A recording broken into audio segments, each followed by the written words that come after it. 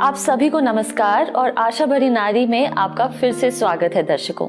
आज हम 5 कुंवारियों पर आधारित श्रृंखला शुरू कर रहे हैं। वैसे ग्रेस, आप आज कैसी हैं? सब ठीक तो है ना? मुझे आप परेशान सी लग रही हैं। ओह, ये जो कल शाम हुआ है बस उसी का असर है।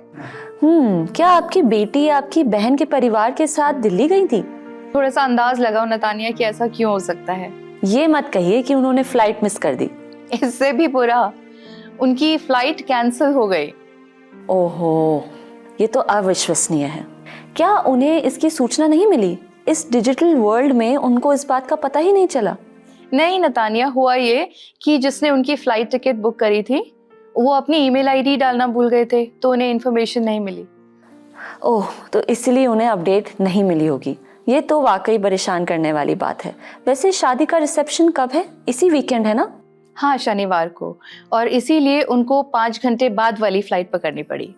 ओह, तो क्या इससे हमें कोई सीख मिलती है? यानी कि तैयार रहना कितना जरूरी है। हमें तैयार रहने की जरूरत है और ये हमें बाइबल की 5 कुंवारियों की याद दिलाता है। सही कहा आपने ग्रेस। ये दृष्टांत वास्तव में हमारे जीवन में भी एक महत्वपूर्ण भूमिका निभाता है, खासकर महिलाओं के लिए। हम हमेशा परिवार को दिशा देने वाली एक अदृश्य अलार्म घड़ी की तरह होती हैं। और हाँ, हम पति की भूमिका को भी नहीं नकार सकते हैं। लेकिन यीशु ने इस दृष्टांत में कुंवारियां ही क्यों चुनी? सोचने की बात है। आप क्या सोचती हैं नतानिया? मुझे सोचने के लिए काफी अच्छा विषय लगता है। मुझे याद है कि मैंने इस कहानी को बचपन में बुद्धिमान कुंवारियां के रूप में सुना था। मुझे ये भी याद है कि कुछ दोस्तों ने सफेद गाउन पहनकर लालटेन हाथ में लेकर इसका नाटक भी किया था। हाँ, ये 5 कुंवारियां वास्तव में प्रत्येक परिवार में महिलाओं और उनकी खामोश भूमिकाओं के बारे में बहुत कुछ कहती है। जी हाँ, पहली बार शास्त्रों को पढ़ते समय ये केवल एक साधारण दृष्टांत जैसा लग सकता है, लेकिन गहराई से देखने पर बहनों, ये नजरअंदाज नहीं किया जा सकता कि यीशु ने इसे मानवता के सामने प्रस्तुत करते समय कितने गहरे विचार व्यक्त किए थे। इससे सीखने के लिए कई मूल्यवान पाठ हैं। मैं तो मानती हूँ कि तैयारी करने के लिए योजना बनाना एक महिला की सबसे महत्वपूर्ण कला होनी चाहिए। और हाँ, बिल्कुल, सबसे चुनौतीपूर्ण कला भी यही है। मैं इस सत्य को नकार नहीं सकती बहनों कि महिलाएं योजनाएं बनाने में महान होती हैं, लेकिन उन्हें पूरा करने के लिए हमें परमेश्वर पर निर्भर रहना ही पड़ता है। आप क्या कहती हैं नतानिया? बेशक, अकेले हम असफल ही होते हैं। क्या आपने नीति वचन 31 की स्त्री की कल्पना की है? मुझे उससे जलन होती थी और मैं सोचती थी कि वो असल में कब सोती थी और कितने बजे उठती थी। सोच से भी परे। नीति वचन में वर्णित ये स्त्री बाइबल में उद्धृत की जाने वाली आदर्श स्त्री प्रतीत होती है। उसके बारे में इतना विशिष्ट क्या है आखिर? ये सिर्फ इसलिए है कि वो परमेश्वर को समर्पित है। जिस गुणों के लिए उसकी प्रशंसा की गई है वे उन सिद्धांतों पर आधारित हैं जिन्हें परमेश्वर ने अपने वचन के माध्यम से प्रकट किया है। हर स्त्री उसके गुणों का अनुकरण करने की इच्छा रखती है। जब हम उसके गुणों पर विचार करते हैं तो सूची काफी लंबी हो जाती है। धीरज, परिश्रम, उदारता, साहस। क्या आपको लगता है कि मैंने कुछ छोड़ दिया है नतानिया यहाँ पे? नहीं ग्रेस, मुझे ऐसा नहीं लगता है। अध्याय की शुरुआत एक उपसंहार से होती है जो कहता है आदर्श पत्नी वो अनमोल है, उसका मूल्य मूंगों से भी कहीं अधिक है। हम पढ़ते हैं पद 11 कि उसका पति उस पर पूरा विश्वास रखता है। क्या आप कल्पना कर सकती हैं? उसके निर्णयों को लेकर कोई संदेह नहीं, कोई प्रश्न नहीं। वो खेत खरीदती है और सबके लिए प्रबंध करती है। एक पालनहार, एक उद्यमी, और ये भी लिखा है कि उसकी बाहें उसके कामों के लिए सामर्थी हैं। उसके स्वास्थ्य के बारे में सोचिए, उसकी बाहें सामर्थी हैं। क्या ये स्त्रियों के लिए एक महत्वपूर्ण सीख नहीं है? आज की मशीनों पर निर्भर दुनिया में महिलाएं अपनी शारीरिक शक्ति को अनदेखा कर देती हैं। वे अपनी पेशेवर जिम्मेदारियों में इतनी व्यस्त रहती हैं कि शारीरिक स्वास्थ्य तो बिल्कुल पीछे ही छूट जाता है। बिल्कुल सही कहा आपने ग्रेस। उम्र बढ़ने पर जब रजोनिवृत्ति आती है तो महिलाएं कमजोर हो जाती हैं और उनकी मांसपेशियों की शक्ति कम हो जाती है। वे ढीलापन महसूस करने लगती हैं और कई महिलाओं को फ्रोजन शोल्डर और अन्य बीमारियां हो जाती हैं। इसलिए व्यक्तिगत स्वास्थ्य पर काम करना अत्यंत महत्वपूर्ण है बहनों। और जैसे जैसे उम्र बढ़ती है, आत्म देखभाल बहुत जरूरी हो जाती है। पद 18 हमारी बुद्धिमान कुंवारियों के समान इसमें लिखा है कि उसका दीपक रात में नहीं बुझता। ये हमें अध्याय 31 में क्या बताता है? वो समझ से परे बुद्धिमान है, उसका निर्णय बिल्कुल सटीक होता होगा, कोई गलती नहीं। बिल्कुल, हम सब उस परीक्षा में असफल हो जाएंगे। हम ऐसे समय में जी रहे हैं बहनों जहां हमें अंधकार का कोई अंदाजा नहीं है। बिजली कटने पर भी इनबिल्ट इन्वर्टर मदद कर देते हैं, इसलिए हम उस परिस्थिति की कल्पना भी नहीं कर सकते। तो इसका मतलब है कि उसका घर हमेशा उजाला रहता था और घर में निरंतर प्रकाश रहता था। यदि मैं इसे उस तेल से जोड़ूं जो हमारे जीवन में पवित्र आत्मा की प्रतीक है, तो हम समझते हैं कि उसके घर में उसकी उपस्थिति हमेशा बनी रहती थी। ये जानकर कितनी सांत्वना मिलती है दर्शकों कि वो केवल दिन भर ही नहीं बल्कि अपने पूरे जीवन में पवित्र आत्मा पर निर्भर रहती थी। जी हाँ, क्या ये स्पष्ट नहीं होता जब हम पद 26 देखते हैं? वो बुद्धि के साथ बोलती है, वो पवित्र आत्मा के मार्गदर्शन के बिना संभव नहीं है। मर्यादा, भक्ति और बुद्धि, ये तो एक संपूर्ण पैकेज है दर्शकों। ये केवल तभी संभव है बहनों जब पवित्र आत्मा पर निर्भर हों, न कि अपनी शक्ति पर। उसके सभी सद्गुण परमेश्वर के मार्गों के प्रति उसकी आज्ञाकारिता पर आधारित हैं। जी हाँ, परमेश्वर की स्त्री बनने के लिए प्रार्थना और उनके वचन को पढ़कर विनम्रता और दया के लिए कोशिश करके परमेश्वर के साथ रिश्ते को प्राथमिकता देनी चाहिए। और हमारा विश्वास हमारे कामों और शब्दों का मार्गदर्शन करता है। हम जो कुछ भी करते हैं उसमें परमेश्वर का प्रेम प्रतिबिंबित होता है। ये ऐसा कुछ नहीं है जो एक रात में ही किया जा सके। इसके लिए हमारे उद्धारकर्ता के साथ दृढ़ संबंध की आवश्यकता होती है। प्रभु के साथ सही संबंध को विकसित करना होता है। ये कैसे किया जा सकता है नतानिया, अब आप बताएं। जी जरूर। प्रत्येक दिन नियमित प्रार्थना और पवित्र शास्त्र के अध्ययन के माध्यम से प्रभु के साथ शांत समय बिताना, ये निरंतर होना चाहिए। वो उसी समय हमसे मिलने की उम्मीद करते हैं, उस अंतरंग वार्तालाप के लिए प्रतीक्षा करते हैं। समय बिताते हुए हम उसे बेहतर समझते हैं। ये बुद्धिमानी होगी कि हम उसे सुबह ही खोजें, अपना दिन और अपनी चिंताएं उसके चरणों में रखकर ये आशा करें कि वो हमारा मार्गदर्शक बना रहेंगे। हाँ, हमें उसके प्रति समर्पित होने के बाद उस शांत आवाज को भी सुनना चाहिए। कभी कभी वो हमें अपने वचन के माध्यम से बोलता है और प्रार्थनाओं का उत्तर सही सहायता भेज कर देता है। जब हम विनम्र होते हैं और अपने जीवन में परमेश्वर को आमंत्रित करते हैं, उसकी इच्छा की तलाश करते हैं और उसके प्रति समर्पित रहते हैं, तब परमेश्वर के गुण हम में प्रकट हो सकते हैं। जब ये होता है, हम कोमल और नम्र होते हैं, अपने कार्यों में इन गुणों को दर्शाते हैं और जैसे ही हम अपने दैनिक जीवन में दुनिया का सामना करते हैं, अन्य लोग इन दिव्य गुणों को हम में देख सकते हैं।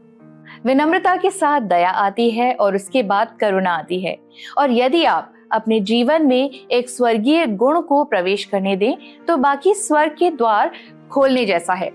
ये बहुतायत से आते हैं और हम स्वेच्छा से दूसरों की सेवा और सहायता करेंगे। यदि किसी को प्रभु के साथ इस निरंतर अनुभव की आवश्यकता है, तो उसे अपने भीतर इस स्थिर और अडिग विश्वास को विकसित और पोषित करना होगा। उसकी प्रतिज्ञाओं पर भरोसा करना और प्रतीक्षा करना, इस प्रकार उन पर निर्भर रहना और अपने विश्वास को नवीनीकृत करना होगा। सबसे बढ़कर किसी महिला का सम्मान और प्रतिष्ठा उसके पुण्यशीलता, पवित्रता और विनम्रता के लिए होती है। इस आधुनिक दुनिया में जहां हर चीज पर प्रश्न उठते हैं, महिलाओं को ये प्रयास करना चाहिए कि वे अपने विचारों, शब्दों, व्यवहार में शुद्धता का अनुभव करें। जो कुछ भी वो करें, उसमें उन्हें शुद्धता का प्रतीक होना चाहिए। जब कोई इन बातों का पालन करता है तो परमेश्वर को प्रसन्न करने वाला जीवन जीना आसान और सरल हो जाता है। वो केवल ये अपेक्षा करते हैं कि हम विनम्र हों और दूसरों की सेवा में मदद करने के लिए तत्पर रहें। ये सब हमारे घर की 4 दीवारों के भीतर शुरू होता है। यहाँ हमें अपना धैर्य, प्रेम और देखभाल का अभ्यास करना होता है, भले ही ये वापस ना मिले। क्या आपको लगता है कि महिलाओं के लिए इस उपेक्षा को सहना आसान है जब उनकी बलिदान की सराहना नहीं की जाती? मैं समझती हूँ कि वे उपेक्षा से गुजरती हैं, जो उनके व्यवहार को बदल देती है। ये तब सहन किया जा सकता है जब पवित्र आत्मा उनकी सहायता करता है। हमारा जीवन ऐसे प्रकाश स्तंभ के समान होना चाहिए जो दूसरों को हमारी तरह बनने की प्रेरणा दे, ताकि हम अपनी साथी महिलाओं, विशेषकर युवतियों को परमेश्वर के सिद्धांतों का अनुकरण करने में मदद कर सकें। जानती है नतान्या, ये कहना आसान है, लेकिन हम एक ऐसी दुनिया में जी रहे हैं जो तकनीक से घिरी हुई है। आपके पास इंस्टाग्राम है, ट्विटर है, व्हाट्सएप है। वहां दुनिया के प्रभावशाली लोग हैं जो सशक्तिकरण, व्यक्तिगत अधिकार, स्त्री शक्ति के बारे में बात करते हैं। ये तुलना युवा महिलाओं को भटका भी सकती है। सही कहा आपने ग्रेस। यही वो समय है जब चर्च और परिवार आगे आते हैं।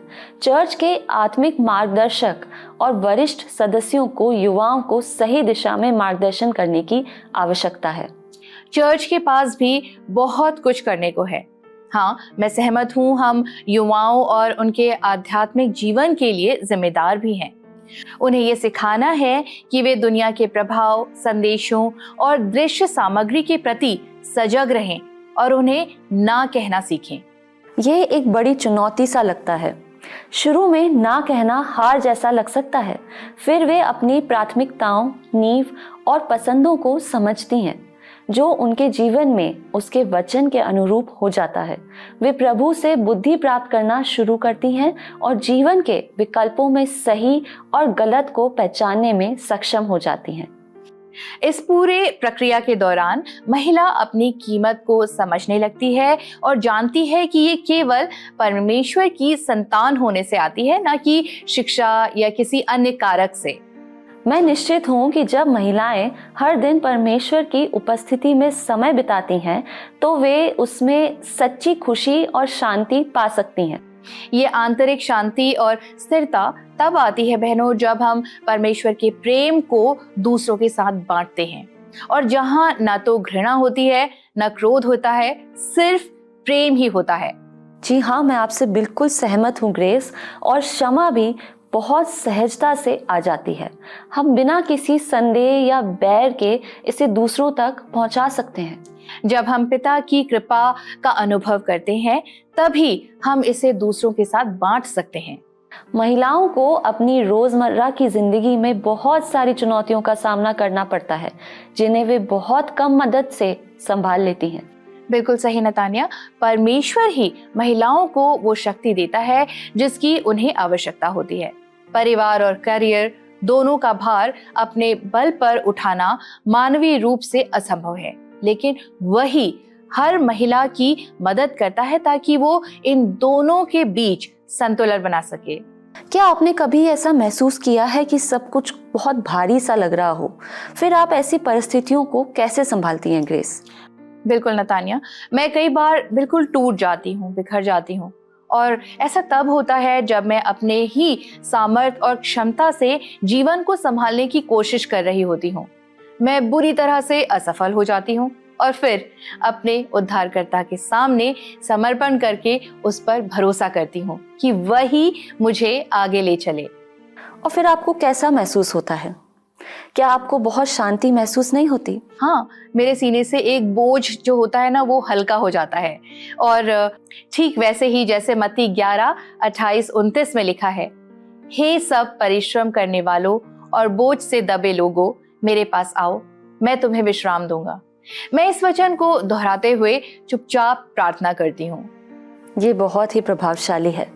अब वापस 5 कुंवारियों के दृष्टांत पर चलते हैं दर्शकों, जो दूल्हे से मिलने के लिए तैयार थीं।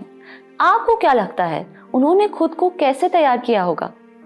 मुझे एहसास होता है कि ये बिल्कुल भी आदर्श रूप से तैयार नहीं थी। तो मैं समझती हूँ कि सिर्फ अभी तैयार होना काफी नहीं है, आपको हर समय तैयार रहना होता है, भले ही वो कोई भी अजीब घड़ी क्यों ना हो। सोचिए, बिना बताए आए मेहमानों को संभालना पड़े।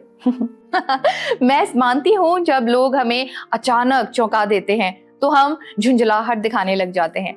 तो फिर हम अपने उद्धारकर्ता के लिए कैसे तैयार रहें, जो उस समय आएगा जब कोई उसकी अपेक्षा भी नहीं कर रहा होगा। परमेश्वर ने शायद स्त्री को शारीरिक रूप से बहुत अधिक ताकत ना दी हो, लेकिन उसने उसे अनेक कौशल और प्रतिभाएं दी हैं। ये सारे वरदान कई परिस्थितियों में उसके काम आते हैं।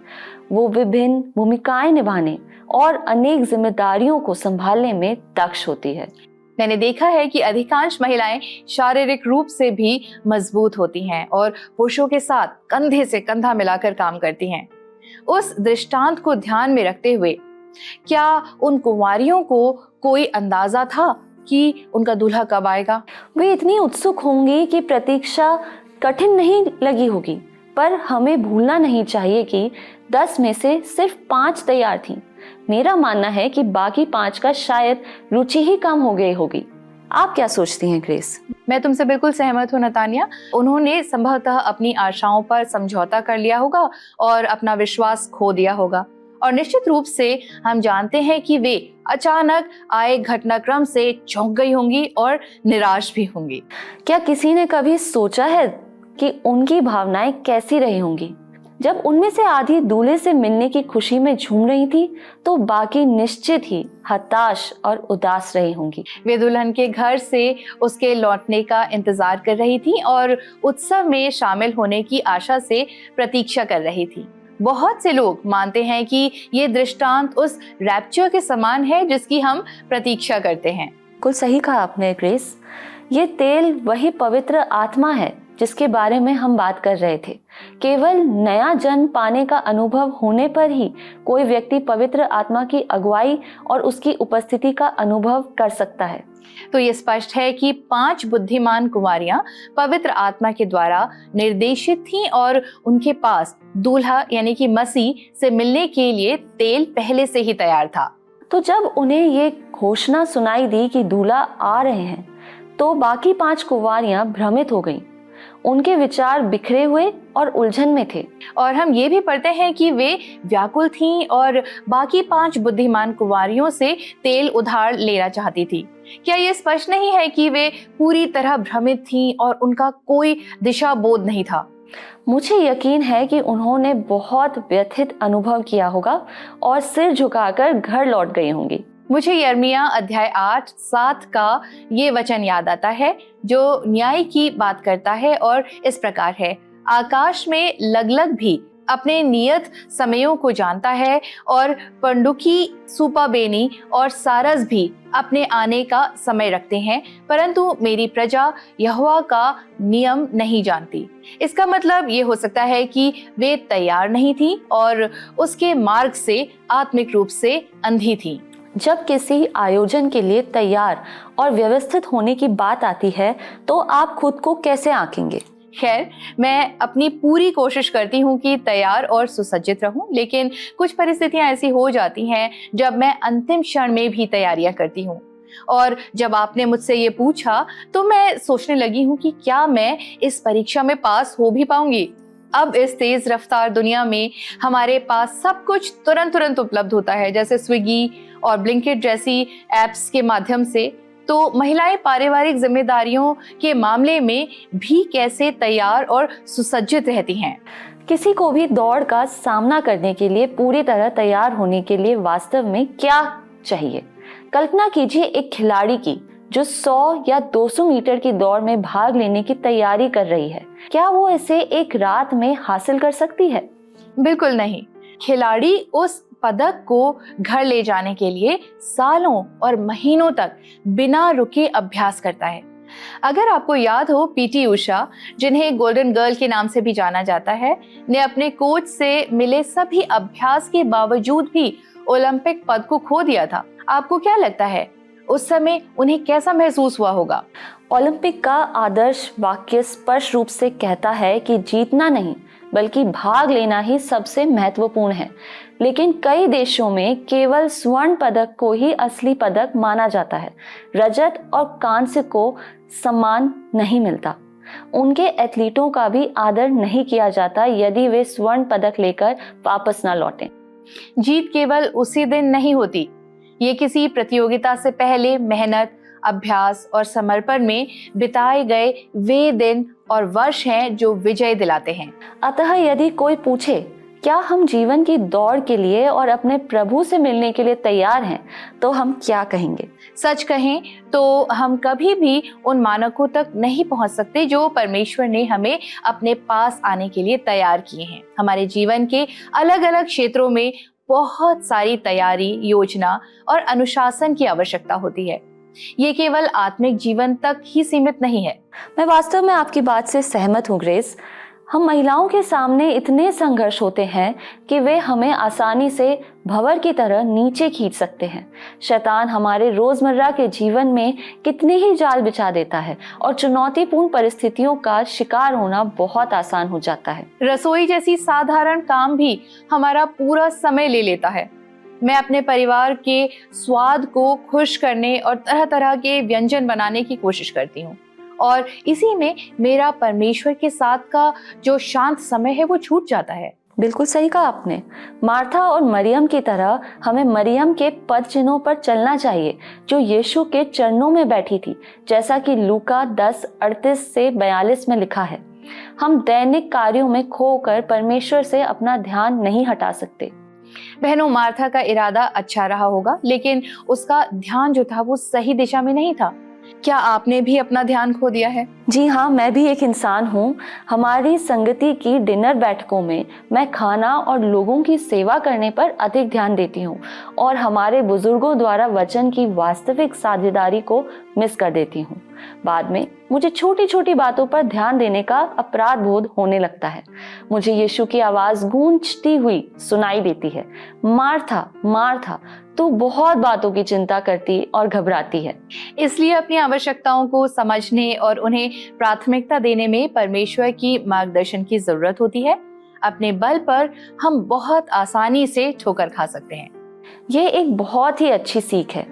मुझे अपने जीवन के हर एक पल में उन्हीं पर निर्भर रहना चाहिए। जैसा कि हमने पहले भी चर्चा की थी बहनों, जीवन के दबावों को अपनी सामर्थ्य से संभालना आसान नहीं है। हम कमजोर और नाजुक हैं। केवल परमेश्वर ही हमें सामर्थ्य दे सकता है और हर दिन का एक मन्ना प्रदान कर सकता है जिसकी हमें अपने दायित्व निभाने के लिए आवश्यकता होती है। जी हाँ, क्या हम तैयार हैं? केवल तभी जब हम अपने दैनिक संघर्षों का सामना प्रभु से मिली आत्मविश्वास के साथ करते हैं, हम स्वर्ग की ओर अपने मार्ग को तैयार कर सकते हैं और खुले द्वारों से होकर अपने उद्धारकर्ता से मिलने के लिए प्रवेश कर सकते हैं। हमें ये जिम्मेदारी उठानी होगी, नहीं तो कोई और उठा लेगा। समय बहुत तेजी से निकलता जा रहा है बहनों। जिस प्रकार एस्तर की पुस्तक अध्याय 4 में मोर्देके एस्तर से कहता है, यदि तुम ऐसे समय में चुप रहोगी तो यहूदियों के लिए राहत और उद्धार किसी और स्थान से आ जाएगा। वो इसका क्या अर्थ बताना चाहता है? असल में रानी एस्तर को कार्य करना ही था। वो चुप बैठकर ये उम्मीद नहीं कर सकती थी कि सब कुछ अपने आप हो जाएगा। उसी तरह हमें भी जागृत रहकर अपनी क्षमता के अनुसार वो सब करना है जो हम प्रभु के राज्य के निर्माण में योगदान देने के लिए कर सकते हैं। जी हाँ, उसके पास बहुत से लोग हैं जो उसके नाम की महिमा के लिए अपने जीवन तक अर्पित करने के लिए तैयार हैं। इसलिए जैसा कि कहावत है, समय और ज्वार किसी का इंतजार नहीं करते। हम उसके वचन को जानते हुए भी निष्क्रिय नहीं बैठ सकते हैं। हमें उसके वचन का प्रचार करना चाहिए और ये सुनिश्चित करना चाहिए बहनों कि जब तुरही बजे तो हर व्यक्ति उसके राज्य का हिस्सा बनने के लिए तैयार हो। जी हाँ, समय तेजी से आगे बढ़ रहा है। हम सुस्त नहीं हो सकते। हमें तैयार रहना चाहिए और दूसरों को भी हमारे सच्चे उद्धारकर्ता का सामना करने के लिए तैयार करने में मदद करनी चाहिए। जी हाँ बहनों, इसलिए मुझे ये प्रश्न पूछना है कि क्या हम कुंवारी महिलाओं की तरह सो रही हैं आराम से और बिना तैयारी के अपने मसीह से मिलने के लिए, या हम शुद्धता के साथ अपने उद्धारकर्ता से मिलने के लिए तैयार और सजग हैं। आइए हम महिलाएं आध्यात्मिक जीवन जिएं और परमेश्वर के प्रति उत्तरदायी रहें और अपने परिवार और अपने चारों ओर के लोगों के लिए उसके राज्य में प्रवेश करने का मार्ग तैयार करें। अब हम विदा लेते हैं बहनों, और परमेश्वर आप सभी की रक्षा करे। तो दर्शकों, आज आपका हमारे साथ जुड़ने के लिए बहुत बहुत धन्यवाद। हम आशा करते हैं कि जो वचन आज हमने पढ़ा है, सीखा है, उसे आप अपने जीवन में ज़रूर उतारेंगे और प्रभु के वचन का प्रचार करने में हमेशा तैयार रहेंगे। यदि आप इस कार्यक्रम को दोबारा देखना चाहते हैं तो आप हमारे Hindi YouTube channel word resounds today पर जाकर इसे फिर से देख सकते हैं। यदि आपके पास कोई प्रार्थना का विषय है या परामर्श है तो आप हमारे स्क्रीन पर आ रहे नंबर पर कॉल कीजिए। हमारे प्रार्थना प्रतिनिधि आपके लिए ज़रूर प्रार्थना करेंगे। हम आपसे अब विदा लेते हैं और हम आशा करते हैं कि प्रभु आपको बहुत आशीष दे। आइए हम प्रार्थना करें। अत्यंत महान, अनुग्रहकारी और दयालु पिता परमेश्वर, आज के सुंदर वचन के लिए जो आपने इस कार्यक्रम के द्वारा हमारे साथ साझा किया है पिता, उसके लिए आपका धन्यवाद करते हैं पिता। हम मांगते हैं पिता परमेश्वर, हमारे साथ जुड़े तमाम दर्शकों के लिए प्रभु जी होने दीजिए कि वचन उनके जीवनों में फलदायी होने वाला हो सके। जैसा कि आपके वचन में से हमने पढ़ा, हे बोझ से दबे हुए और परिश्रम करने वालों, मेरे पास आओ क्योंकि मैं तुम्हें विश्राम दूंगा। वैसे ही होने दीजिए पिता कि अगर हमारे साथ कोई महिलाएं, हमारे दर्शक किसी भी परिस्थिति से या किसी कठिन परिस्थिति से या किसी मुश्किलों का सामना कर रहे हैं अपने जीवन में, तो पिता परमेश्वर होने दीजिए कि आपके वचन उनके जीवनों में रोशनी का कारण बने पिता परमेश्वर। और जो भी बुराइयां और जो भी परिश्रम और जो भी मुसीबतें उनके जीवन में होने दीजिए पिता, कि आपके वचन के द्वारा वो मुसीबतों का सामना करने की सामर्थ्य उन्हें मिलने वाली हो सके। और होने दीजिए पिता कि वो इस पाप के बंधन को तोड़कर आपके वचन को सीखने वाले, समझने वाले और उस पर चलने वाले हो सके पिता। इस दुआ को हमारे उद्धारकर्ता प्रभु यीशु मसीह के नाम से मांगती हूँ, आमीन।